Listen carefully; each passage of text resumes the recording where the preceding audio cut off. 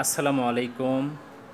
NTRC ষষ্ঠ গণবিজ্ঞপ্তির ফলাফলের অপেক্ষায় প্রায় ৫৮,০০০ প্রার্থী। প্রায় ১ মাস হতে চলছে। ফলাফল কবে হবে, এ সপ্তাহে নাকি আগামী সপ্তাহে, এই অনিশ্চয়তায় রয়েছে প্রায় ৫৮,০০০ প্রার্থী।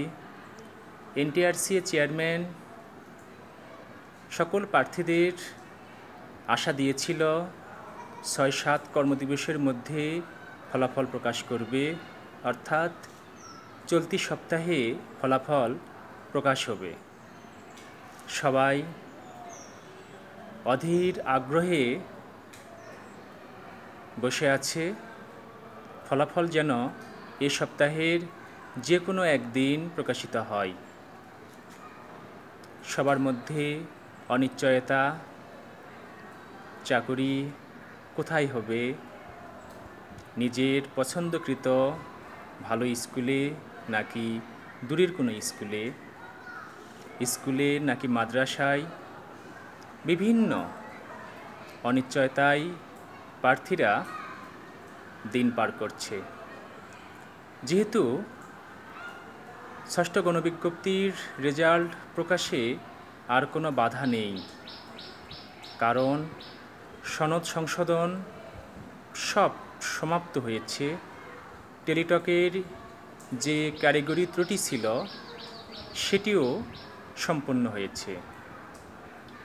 এনটিআরসি চাইলে যে কোনো দিন শিক্ষা মন্ত্রণালয়ের অনুমতি সাপেক্ষে ফলাফল প্রকাশ করতে পারে। যেহেতু সকল ধরনের ভুল ভ্রান্তি, কারিগরি ত্রুটি সবগুলো টেলিটক কাটিয়ে উঠেছে, সুতরাং আর কোনো কালক্ষেপণ না করে এই সপ্তাহের যে কোনো দিনে ষষ্ঠ গণবিজ্ঞপ্তির রেজাল্ট প্রকাশিত করে প্রায় ৫৮,০০০ প্রার্থীর মনের আশা যেন পূরণ করে। এনটিআরসি চেয়ারম্যান স্যার যেন তার কথা রাখে।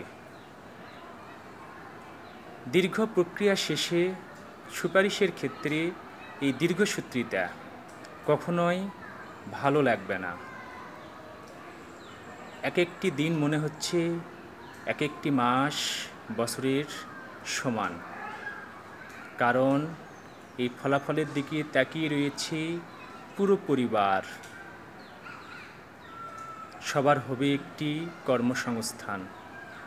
তাই এনটিআরসি যেন দ্রুত এই সপ্তাহের যে কোনো দিন কাঙ্ক্ষিত এনটিআরসি ষষ্ঠ গণবিজ্ঞপ্তির ফলাফল প্রকাশিত করে।